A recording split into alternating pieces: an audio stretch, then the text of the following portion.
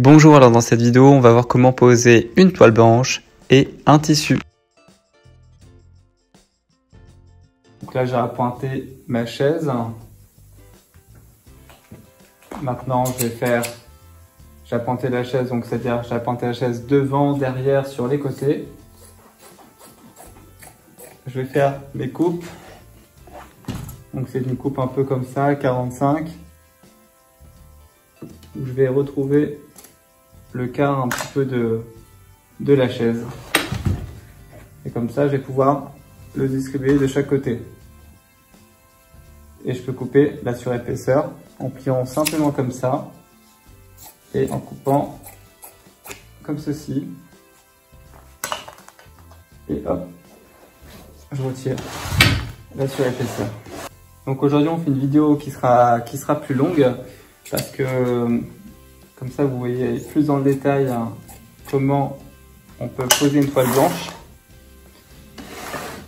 Alors des fois, j'aime bien faire des vidéos en accéléré juste pour vous montrer. Et là, vous aurez beaucoup plus de détails. Il y a trop de détails là, il y a trop de détails. Il y a tellement de détails, voilà. Donc des fois, ça fait des bourrelets comme ça. Mais c'est pas grave parce qu'en fait, on va les avoir. Mais donc là, la base de la chaise, elle a été faite en sanglage. Il y a eu des ressorts qui ont été posés, des profilés, une mise en crin avec la mousse. Et c'est une chaise en semi-traditionnelle. Donc là, j'appointe mes angles. Je positionne doucement. Je roule avec ma main pour trouver la bonne tension. Sinon, je vais avoir des plis et des bosses. Et moi, j'appointe à la graffe. On peut aussi travailler à la semence. Ça, c'est vraiment un choix personnel. Et comment vous maîtrisez les choses. Donc, on continue à faire un bon appointage pour poser bien la toile blanche. Car si on pose pas bien sa toile blanche, on va être embêté pour le tissu. On va essayer de changer d'angle de vue. Hop.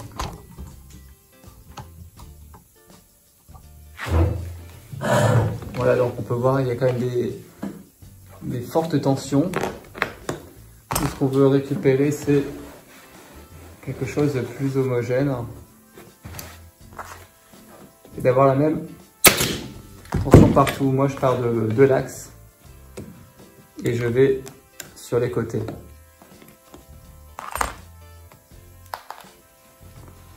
Et je vais sur les côtés.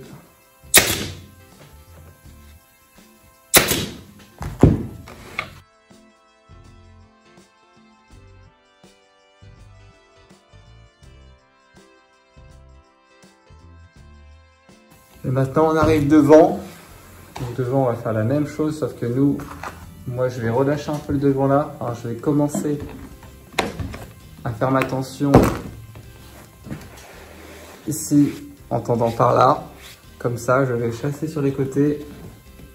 Parce que je veux faire une forme un petit peu devant comme ça. Donc, c'est-à-dire que le milieu, je vais moins le tendre. Je vais plus tendre les... À partir d'ici, là, je vais tendre beaucoup plus fort. Et je vais arriver comme ça.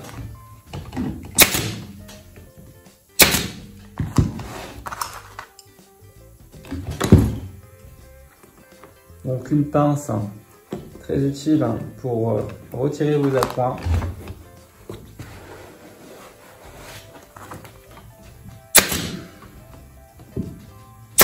La toile blanche, c'est toujours le même principe. Il faut mettre des appoints. C'est une toile qui permet de préparer pour la pose du tissu. Que si cette toile blanche n'est pas bien tendue, le tissu va devoir être tendu ça c'est problématique.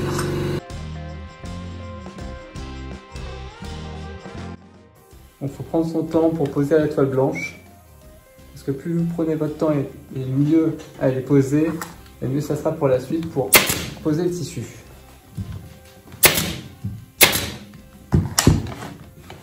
De toute façon, on a notre temps.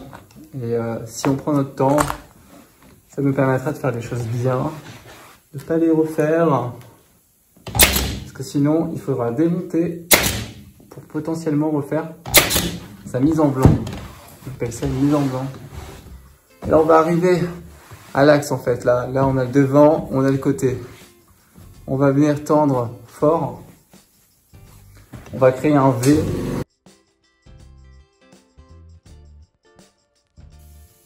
Voilà, on va créer un V ici. Si à la toile blanche, il n'est pas super, c'est pas forcément très grave. Principalement, c'est qu'il soit bien tendu. Et il faudra bien le faire avec le tissu. Donc là, on finit des côtés. On a commencé par derrière pour la toile blanche. On a tendu devant.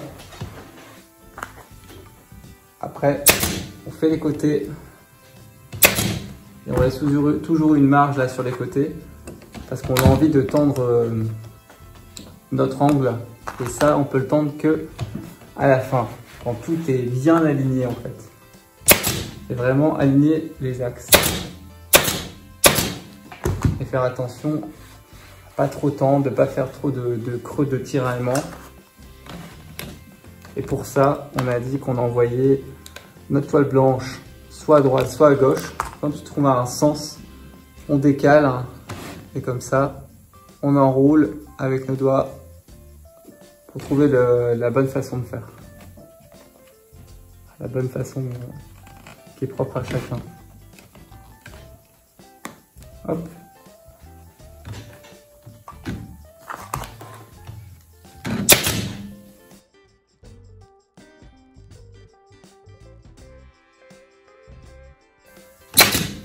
On pourrait aussi créer plusieurs plis ici. En créant le V, en fait, c'est plus facile et c'est plus harmonieux. Donc maintenant, on va couper.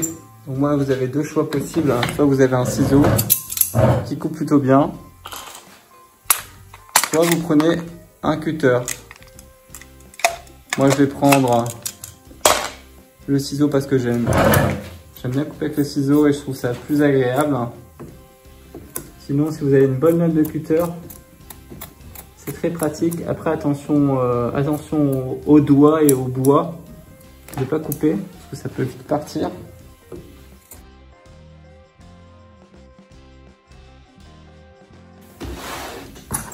Et on a fait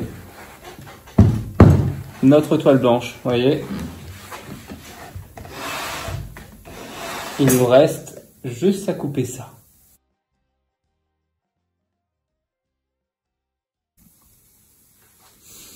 Alors pour le tissu, on va bien prendre nos repères. On voit que là j'ai fait des repères devant derrière et prendre les axes.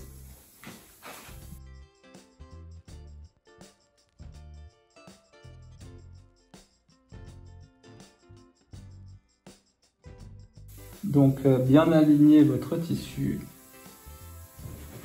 Et je ne conseille pas du tout à quelqu'un qui veut faire sa première chaise, poser un tissu, de poser ce genre de tissu. En fait, on croit que la ligne, peut-être c'est simple, peut-être que ça aide, mais c'est très handicapant pour quelqu'un qui débute. Et même pour quelqu'un qui est expérimenté, c'est pas forcément quelque chose qui est très simple. Il faut quand même qu'il y ait une complexité parce qu'en fait c'est très visuellement on voit quand la ligne n'est pas bien formée. Et vous voyez que je dois jouer avec un frottement. Je frotte, enfin je frotte, je caresse pour trouver la bonne façon de le mettre. Et c'est comme si c'est grâce à ma toile blanche que je peux me permettre de ne pas tendre mon tissu très fort. que si je commence à apporter de la tension à un tissu comme ça, on voit que tout est en train de se déformer. Et du coup, ça devient impossible. En fait, ça devient un travail un peu insurmontable où on ne sait pas du tout quoi faire. Et il faut juste poser. En fait, on voit que, je ne sais pas si vous pouvez voir, mais les lignes, en fait, ils peuvent vite se déformer.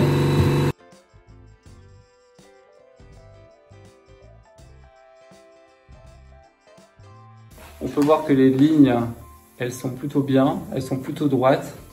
Et si vous n'avez pas les lignes droites, vous caressez et vous retrouvez des lignes à peu près droites. Et on continue à mettre des appoints. Parce que les appoints, c'est vraiment ce qui va nous permettre d'être tranquille, de faire un travail propre. Donc là, j'ai fait mes coupes d'angle ici comme ça.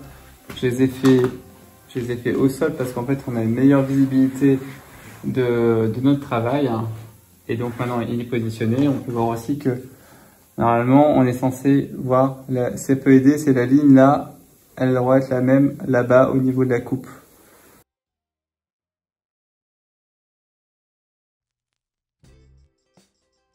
Soit je me repère un peu à la ligne du bas, donc au bois. Soit je me repère aussi à la ligne au niveau du profilé du bourrelet là. Parce que c'est les deux lignes qui vont me permettre de voir si je suis droit, si globalement je suis dans un bon esprit, d'une bonne tension. Parce que peut-être si la tension est trop forte, ça va faire un creux et c'est pas ce qu'on veut.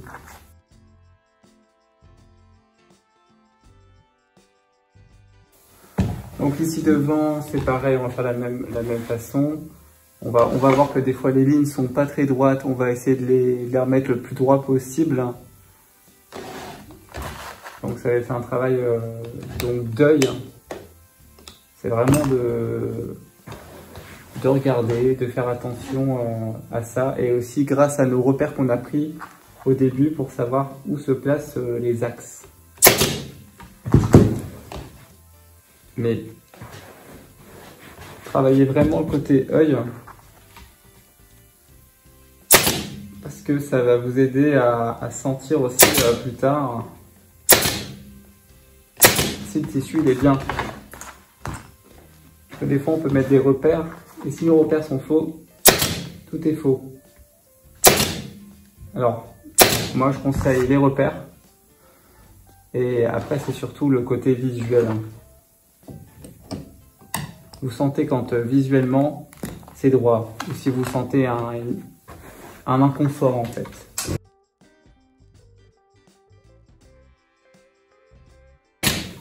Petite astuce aussi, c'est de faire des agrafes qui sont plutôt serrées et régulières. Plus les agrafes sont serrées et régulières avec une petite tension qui est toujours la même, normalement vous n'aurez pas de problème pour poser votre tissu.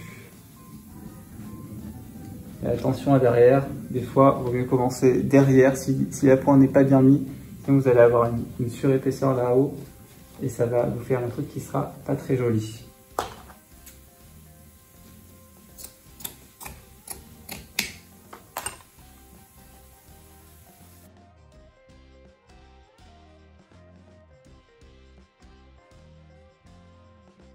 Et là c'est parti pour nos angles, donc ouais, on voit que les angles, on les fait en dernier. On fait un angle en V, on peut voir le V qui se fait très très bien. Et on va reprendre l'autre côté. On tend bien nos côtés.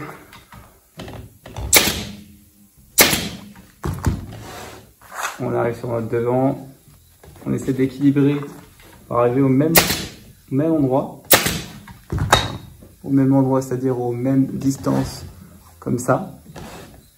On arrive ici, on fait une tension assez forte, on écrase et on met au milieu.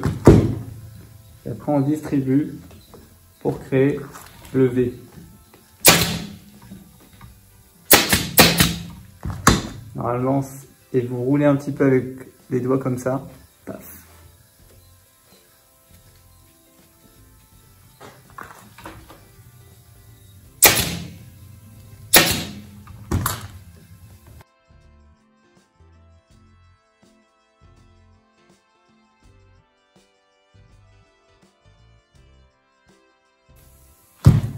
Alors la colle, elle peut être appliquée au pinceau.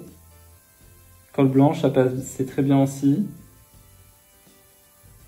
Et sinon, on peut aussi l'appliquer avec la petite bonbonne.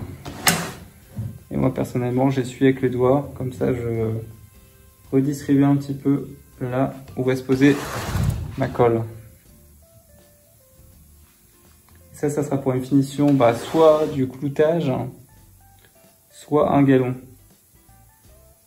Après, on aurait pu aussi remplier notre tissu, mais là, on a choisi une finition où on va juste coller, agrafer avec la tension.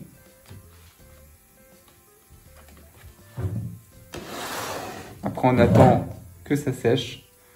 En peut-être, ça dépend des colles, mais ça peut durer entre 5-10 minutes à peut-être une demi-heure pour décoller le tissu. Maintenant, on peut prendre un cutter. Je pense que je conseillerais plus le cutter pour la coupe, donc faire bien attention à avoir une bonne lame.